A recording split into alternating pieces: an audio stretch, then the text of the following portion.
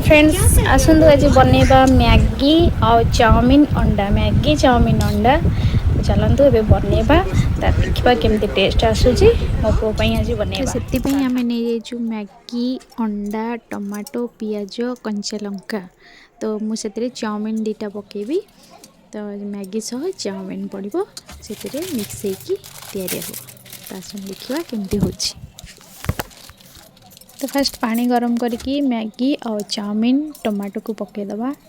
और से अल्प किसी लुण दबा तापर टिके हल्दी गुंड दबा तापर टिके मिक्स करके 10 मिनट छाड़ा तो से भितर काटिदबा पियाज आउ कैप्सिकम तो नहीं ना कैप्सिकम पकेले भी माने हम गाजर पकई पारे जहाँ भी पकई पारे चलो। तो मुझे खाली आज पियाज करुँची तो एपटे क्वांटिटी अनुसार तेल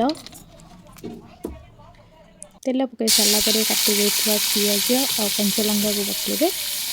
पियाज कंचा लंका को भल भाव फ्राए करा पड़ो तापर सीझा टमाटोटा से ऐड करेंगे ताको भल से मिक्स करेंगे तापर आम पकेबा अंडा तो मुझे गोटे अंडा नहीं जो अल्प चाउमिन तो आप क्वांटिटी अनुसार अंडा भी अधिक नहीं पारे अंडारे आम टे पकेबा अल्प हल्दी लंका गुंड अल्प मात्रा लुण कारण सेपटे लुण पड़ी तो ये अल्प पकेबा लुण तो लुण पकई सारापर सीझा रखि चाउमिन मैगी को मिक्स करके घाटा तापर फ्रेंड्स यापर soya sauce chilli sauce tomato sauce chicken masala आमर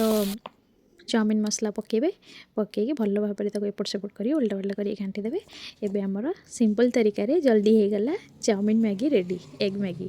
तो पिला टिफिन आ संध्या जलखिया खाया तो टेस्ट लगे वीडियो भल लगे निश्चिंत लाइक एंड सब्सक्राइब करेंगे रही जय जगन्नाथ देखा नेक्स्ट वीडियो केम लगुच भल कौन भल न खाई सस पकेबुनि